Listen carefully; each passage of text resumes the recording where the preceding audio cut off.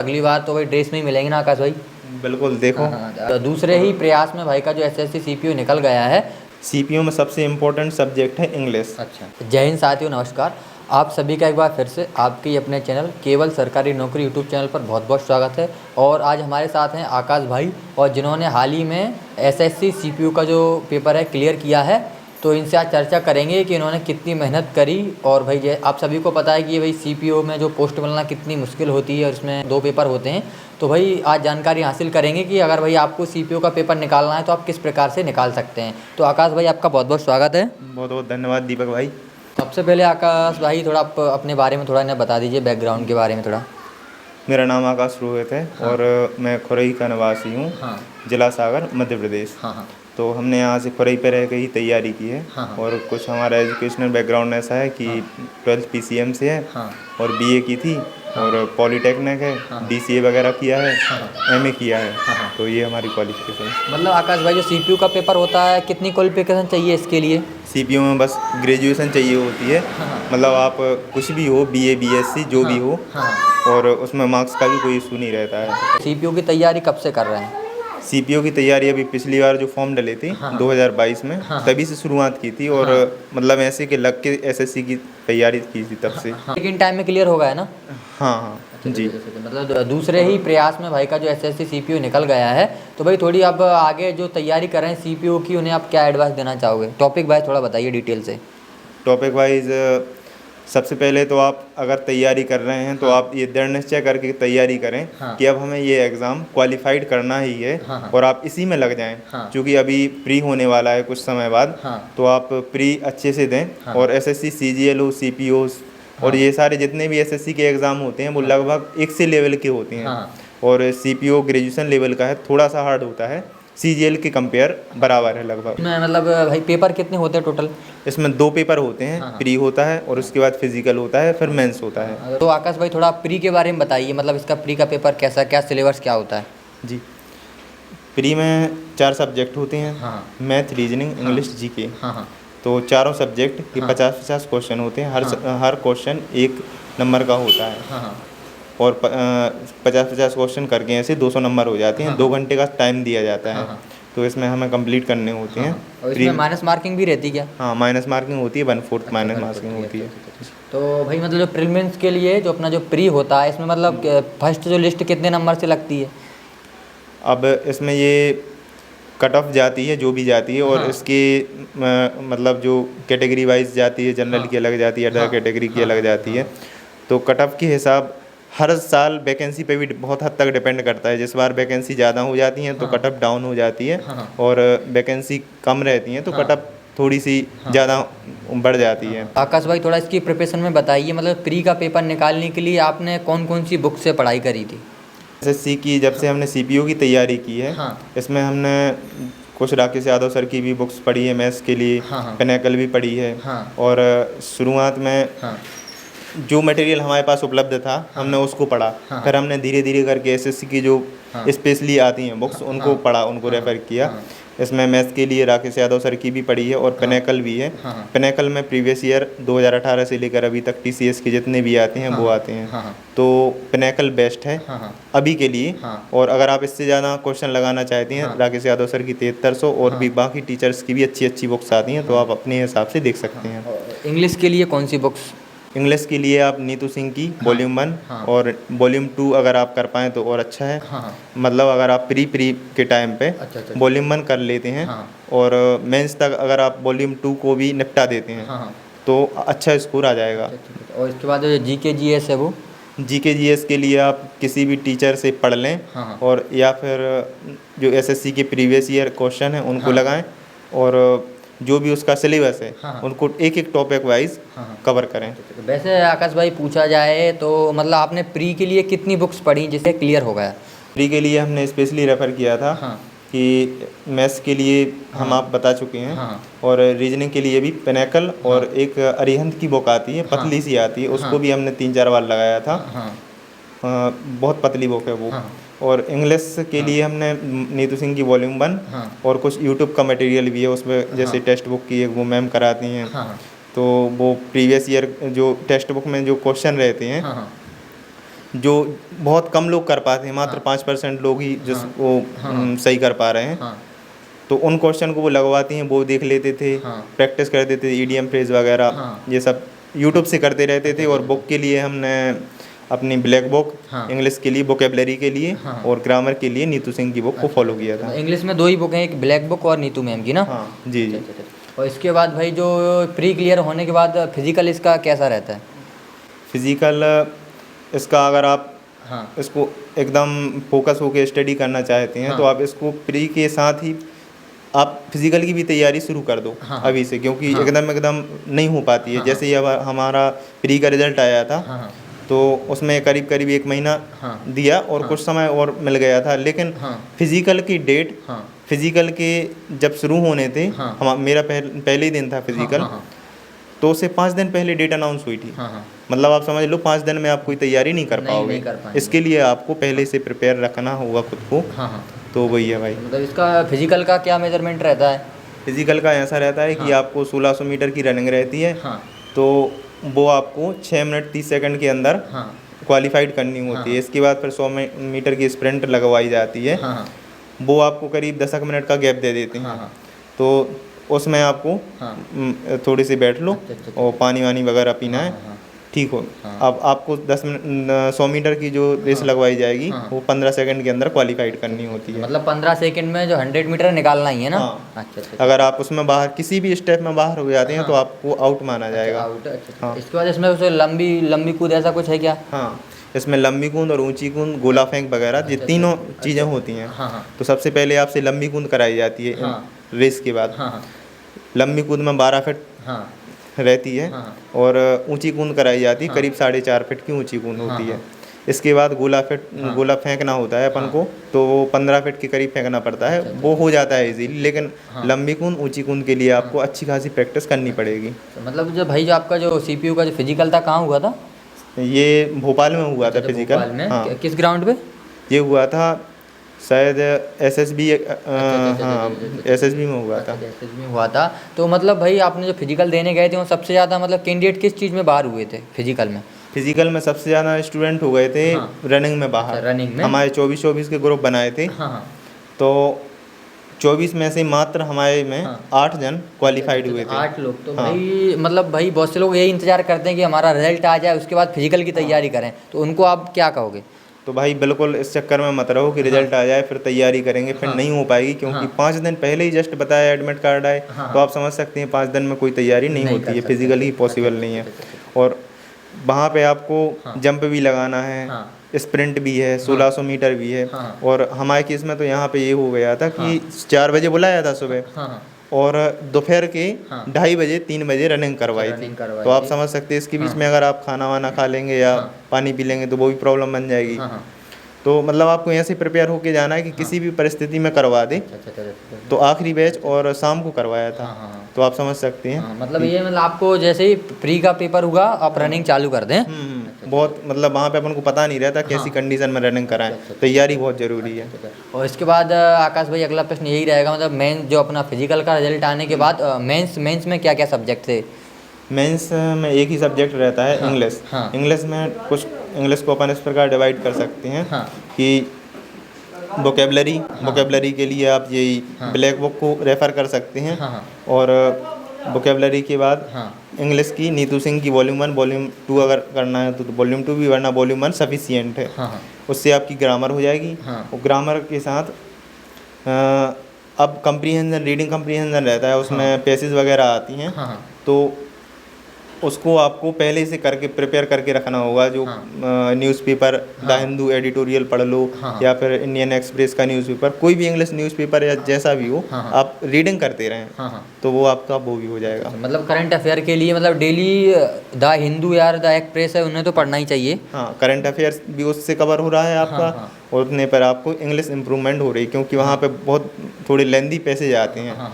तो 10-10 क्वेश्चन रहते हैं किसी में, और 2-2 पेज की पैसेज कर देते। अब आपको उनमें से आंसर देना, टाइम बहुत कम रहता है, तो पहले से प्रिपेयर करके रखना। तो इसमें भी माइनस मार्किंग रहती होगी जहाँ तक है? हाँ, माइनस मार्किंग रहती है।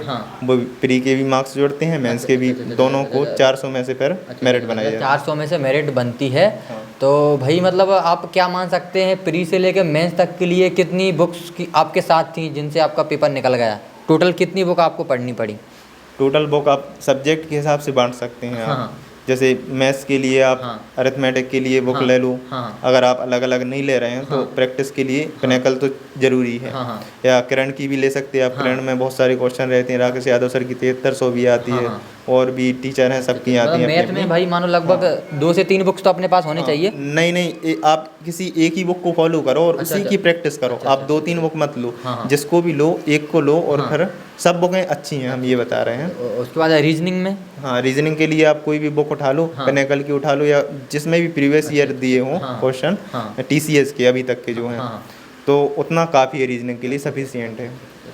और इंग्लिश के लिए मतलब 2 बुक्स तो चाहिए ही ना? हाँ, इंग्लिश के लिए आपको ग्रामर हाँ। और वोकैब की बुक चाहिए। हाँ। बाकी रीडिंग कम्प्रीहेंशन आप न्यूज़पेपर वगैरह से कवर कर लेंगे। हाँ। इसके अलावा अगर आपको रूल्स वगैरह हाँ। याद प्रॉपर नहीं हो पा रहे हैं तो मनीषा मैम की भी बुक आती है, न्यून पब्लिकेशन की आती है। हाँ। और एक वो 120 हाँ।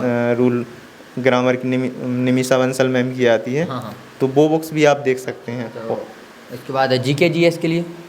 जीके जीएस के लिए आप उसको, जीके तो देखो भाई अनंत है। हाँ। जीके तो आप जितना पढ़ता जाओ उतना कम है। हाँ। तो इसमें मेन टॉपिक जो एसएससी बार बार पूछता रहता है, वो आप पुरानी प्रीवियस ईयर पेपर लगाओ, उनसे थोड़े से अंदाज लग जाता है, वो आप उससे कवर कर सकते हैं। और भाई अगला प्रश्न यही रहेगा आकाश भाई कि इसमें मतलब आपको जो पोस्ट मिली है कौन सी मिली सीपीओ में? सीपीओ में मुझे सीआरपीएफ की पोस्ट मिली है। हाँ। और अभी उसका ज्वाइनिंग लेटर भी आ गया है। हाँ। तो 26 सितंबर के पहले ज्वाइन करना है। हाँ। भिलाई, अच्छा, छत्तीसगढ़। हाँ। तो भाई बहुत से भाइयों को थोड़ा पता नहीं है सीपीयू के बारे में, थोड़ी अब जानकारी दें, मतलब इसके अंदर पोस्ट में क्या काम वगैरह क्या करना पड़ता है, थोड़ा ये भी जानकारी दें। ये सारी सेंट्रल आर्म्ड पुलिस फोर्स होती हैं। हाँ। मतलब इसमें मिनिमम ये 5 पोस्टें तो होती हैं। हाँ। आईटीबीपी, सीआरपीएफ, सबसे ऊपर दिल्ली पुलिस होती है। हाँ। फिर सीआईएसएफ होती है, सीआरपीएफ, हाँ। एसएसबी, हाँ। ये 5-6 पोस्ट रहती हैं। हाँ। तो आप इनमें से, इनकी हर बार वैकेंसी बदलती रहती हैं, कभी कभी एनसीबी की भी वैकेंसी आ जाती हैं। हाँ। तो यही पोस्टें रहती हैं। इनमें आपका काम होता है, बीएसएफ में भी, सब में आप सब इंस्पेक्टर हैं, अच्छे लेवल की पोस्ट है। हाँ। और जीडी, बहुत सारे जीडी के जो लगभग 40 कांस्टेबल रहते हैं, वो अपने अंडर में रहते हैं और स्टाफ रहती हैं। तो अपना काम सीपीओ का थोड़ा सा अलग रहता है। हाँ। तो और इसके अलावा भाई अब थोड़ा मॉक टेस्ट के बारे में राय दें।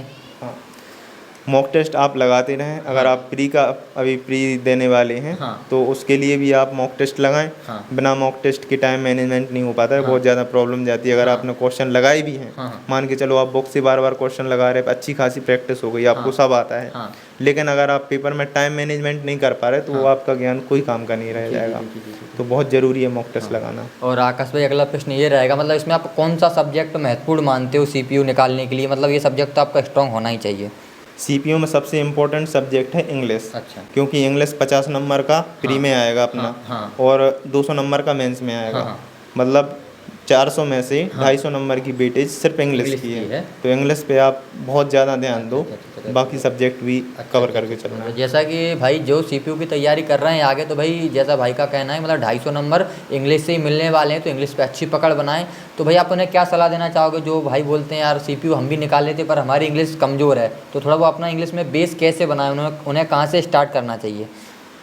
वैसे तो हम भी इंग्लिश मीडियम, हिंदी मीडियम से ही, इंग्लिश मीडियम वालों को थोड़ा सा इजी रहता है। तो हिंदी मीडियम वालों को हमेशा ही प्रॉब्लम रहती है। हिंदी मीडियम से कैसे कवर करते हैं वो भी हमें भी बहुत मुश्किल हुआ था शुरू में। अभी क्या होता है, शुरू में एक तो इंग्लिश समझ में नहीं आती है, तो उसके लिए आप किसी भी एक टीचर को पकड़ लें। जैसे अपने जयदीप सर हैं, गोपाल वर्मा सर हैं, नीतू सिंह मैम है, रानी मैम है, बहुत सारे टीचर हैं। अमन वशिष्ठ का तो फ्री कोर्स भी डला हुआ है यूट्यूब पे, अगर आप उसको देखेंगे वो भी बहुत अच्छा कोर्स है। तो आप इनके कोर्स परचेज कर लें। अगर नहीं है आपके पास परचेसिंग कैपेसिटी, तो आप अमन वशिष्ठ सर का कोर्स उनकी यूट्यूब पे जाकर देख लें, प्ले लिस्ट डली हुई है पूरी।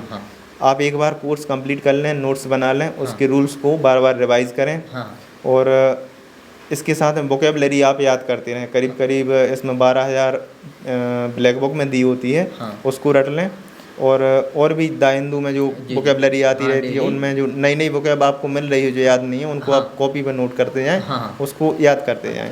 मतलब भाई आपको कितना समय लग गया बेस बनाने में, लगभग देखा जाए तो? वैसे बेस बनाने में अभी ये समझ लो कि पहले भी हमने एसएससी के एग्ज़ाम दिए थे, लेकिन प्रॉपर एसएससी की तैयारी नहीं की कभी। अभी हमने जब सीपीओ दिया तो इसकी हमने फिर प्रॉपर तैयारी की।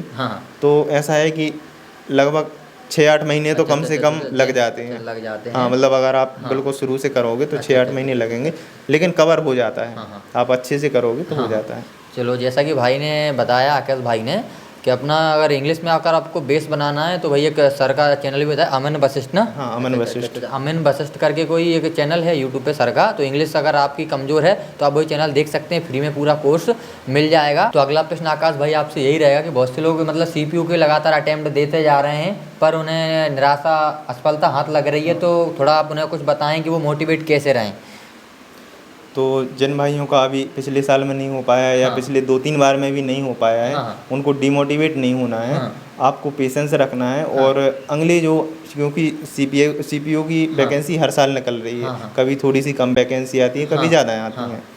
तो आपको लगातार अगर आप तैयारी करते हैं तो आप आराम से कोई ना कोई वैकेंसी, अगर आप जिस बार भी आपकी तैयारी प्रॉपर से अच्छे से हो जाएगी तो आपकी निकल जाएगी, क्योंकि इसमें उतना ज़्यादा कंपटीशन वैसा नहीं रहता है। पढ़ाई के मामले में सबसे ज़्यादा स्टूडेंट जो पढ़ने वाले सीजीएल वगैरह दे रहे हैं वो तो फिजिकल नहीं निकाल पाते हैं। तो आप डिमोटिवेट नहीं हो, आप बेटर हो उनसे, क्योंकि आपके पास फिजिकल स्ट्रेंथ है ना? तो आप उसके दम पे, और अच्छी खासी जॉब प्रोफाइल है जी, वहाँ पे आपको, मतलब ये समझ लो आप ऑफिसर हो तो कोई दिक्कत वाली बात नहीं है।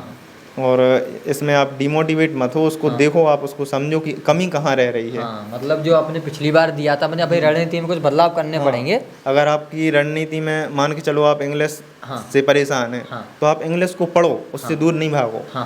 आप इंग्लिश को, मतलब ये समझ लो कि हमें इसको पढ़ना है, समझ में आए या नहीं आए, रूल्स उसके समझ में आए नहीं है, बस आप उसको बार बार पढ़ोगे तो वो रट जाएंगे। रट जाएंगे मतलब इन द सेंस कि आप खुद अपने आप समझ में आने लगे कि ये क्यों है, कैसे है। और कंप्रीहेंशन की बात है, आप अगर न्यूज़पेपर पढ़ते नहीं बन रहा है तो आप एनसीईआरटी उठा लो, कोई भी इंग्लिश की बुक उठा लो, उसको आप पढ़ते रहो बस। मतलब भाई जैसे शुरू में देखा कि अखबार पढ़ने में मन नहीं लगता है, तो थोड़ा क्या रणनीति रखें कि अपना थोड़ा रुचि आए अखबार पढ़ने में? थोड़ा अगर आप अखबार पढ़ने में रुचि नहीं रखते हैं तो आप कहानियों की बुक उठा लो, नोवेल उठा लो, कुछ भी उठा लो भाई। जो भी इंग्लिश में आपको समझ में आए, जो आपको इंटरेस्टिंग लगे, वो बुक उठा लो, आप पढ़ो बस। इसके अलावा आकाश भाई ये जानना चाहेंगे, मतलब एग्जाम निकालने की कोई शॉर्ट ट्रिक है क्या सीपीयू निकालने की?